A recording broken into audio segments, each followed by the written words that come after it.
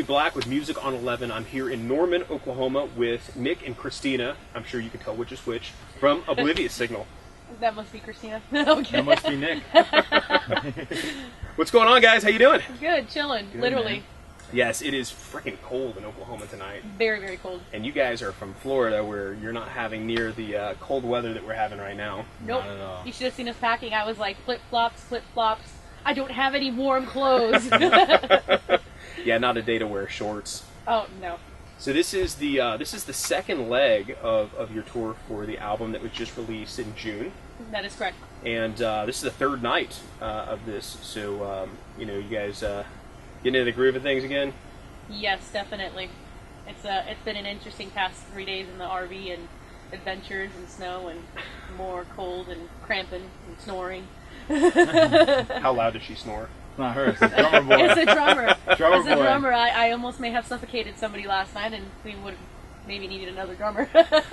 Wakes us all up in the middle of the night. I have a pile of socks that I throw at him, and I ran out of socks, so I started throwing water bottles down. I'm sure that goes over really, really well. No, he was like, "What? What happened?" And I'm like, "Stop snoring." Then you hear our roadie in the back laughing. So So it sounds like you guys have a good time on the road. You're not tired of each other yet. That's good. 8 years, we're definitely not tired of each other. So you guys have been around 8 years. How did you guys all meet? Well, basically, Oblivious Signal was me and my drummer, and we had a male singer at the time. We were a lot heavier than we were today. And he went off to pursue different career paths. So it was just me and my drummer, Jason, jamming for a while, coming up with some material. And then we were like, let's try to audition new singers. So we put an ad up on MySpace back in the days of MySpace. Wow. Isn't it funny to think that that's old now? Right, isn't it? With all the new stuff coming up.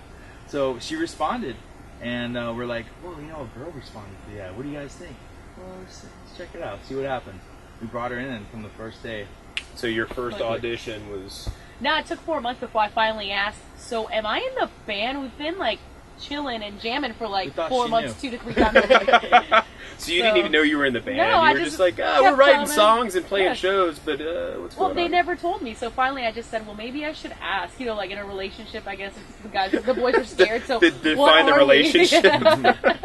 Are we seeing each other? What's going on here? That's funny. Nope. So, once that happened and you guys started writing music, how many albums do you guys actually have out right now? This is our second album. Second full album. Yep. We actually went into the studio in 2008 and recorded an EP, and then came out with an album in 2010 called Into the Night, and then we released our new album right now under Pavement Entertainment. Now, the other albums, were they released independently? They were released independently, and Exordium, our latest album, is released by a label.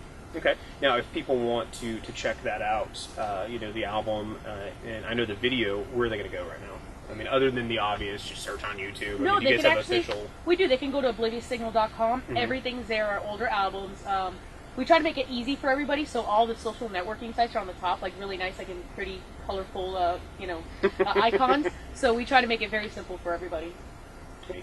Are you guys usually sticking around after the show to talk to fans and meet them and everything? We do. So we typically do that. We don't end up usually leaving venues till about 2 a.m. Oh, wow. And then get ready for like a 3-4 hour drive, and then drive some more and more. So how long do you guys going to be on the road for this leg? Till the 31st. Till the 31st? Okay. Now, I know that I spoke to you a little bit earlier about another single that you guys are going to do. That is correct. Can you guys talk about that now, or is that still a secret? No, our next single that we will be releasing, we released Crash back in June, and our next one is actually Decode. Okay. Hence the Decode the West tour. So now, Crash was the first single. You guys have a video for that. That's right. right. Still, it's on, not still on YouTube, it's on YouTube. And it's also on your website. That's so right. People want to check that out. Now, the next video, do you guys have a concept for that? Do you know what you're going to do just yet? We're kind of talking about it a little bit right now. Typically what happens is everybody has different ideas. So it's literally somebody being the leader and saying, we're going to take a little bit of this, a little bit of that, a little bit of this and that, and there's our video idea. This is what we're going to do. And then the videographer usually comes back and goes, well, we can do this and that, but let's do this. Here's our budget.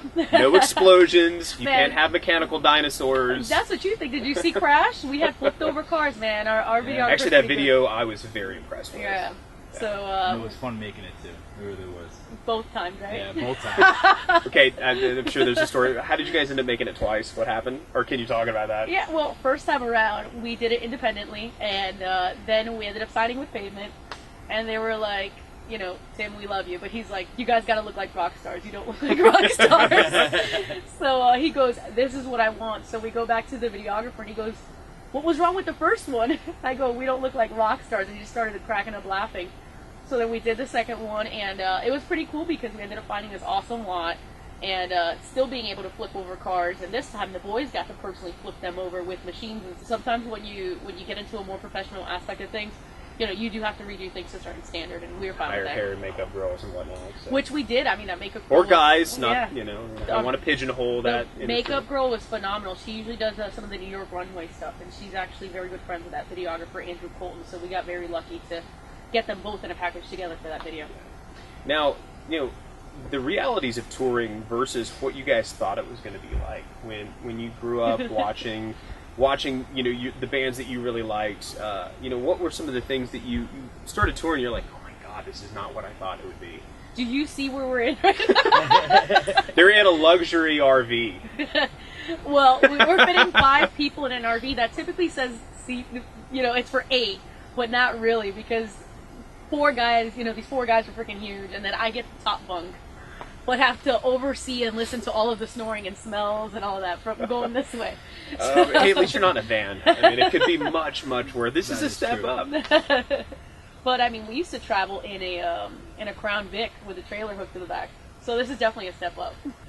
You know, one of the things that's going on with musicians right now is there's talk of how much is actually made on the road, and you know why people do it, and the desire. You know, especially with the piracy issue of late. You know, there are some musicians that are able to make money, and some that it's more difficult. Being veterans now, I mean, 8 years. Have you guys learned how to budget time and actually come home in the positive after doing this? And that's something that Nick is very good at. The main thing is merchandise for us. So obviously an RV like this, it'll cost us, and thank God the prices of gas have gone down, because they did not go down on our first tour. We went on tour with Blonde Seasons after, and we were pretty much in the negative. We were very lucky that we sold a lot of merch. It was our first national tour, and it was a scary thing for us because we still have regular day jobs. Yeah. So now doing it the second time around like this for an extended amount of time, we knew we have to get X amount of merch, this and that, in order to keep going. Obviously you get to a level where you're like, I can't play for free anymore. Sorry, I'm not going to ask you to serve me drinks for free. you're not get paid. So don't expect that in return. And a lot of venues, man, just great positive feedback. Yeah. So and I think it's a matter of marketing yourself correctly, having enough respect for yourself to know what you're worth, and having the merchandise to back up any inconsistencies that you may have on the road. Yeah. So, And are you still having fun? Oh, I love it. I love it. And that's at the root of everything. Got to be the reason to go out there. Yep. I mean, if you're, it's the same thing every musician pretty much to say. If you're doing it for the money, you might Yeah. as well just stop. Exactly. I mean, you're 100% right. And I think, like I said, it's just all about marketing and promoting. And if you just keep doing it right and guiding your band like a business at the end of the day, then you're going to find that in a few years, you're not going to be that band that is coming back in the negative. We're actually projecting really good for ourselves with this tour right now. Great. So. That's really good to hear. I like to hear positive stories about what's going on, and I want to see rock and roll music, whatever form it's in, get pushed out there to everybody. Well, do you guys have any last words for your fans out there? I mean, talking about money, if anybody wants to win who won the Powerball wants to, just putting it out there. But, Or if you want to buy a T-shirt, I mean. T-shirts, CDs. No, we have everything. ObliviousSignal.com. Check out all the merch. We'd actually, right before the tour, updated all of our merch options for all of our fans. Yeah. We have VIP packages, everything, including shirts with the tour dates on the back, if you were in those cities. So please feel free to just go ahead and drop us a line. And it is us, it's usually me and Nick, that respond back to everything on the Facebook, on the website, everything across the board. Definitely. And if we come to a city near you, definitely come out and see us. We strive to make our show a high energy, as fun as possible, and we're known for just really making everyone have a good time on stage. So definitely come out and rock out with us. Awesome. Keep it turned up to 11.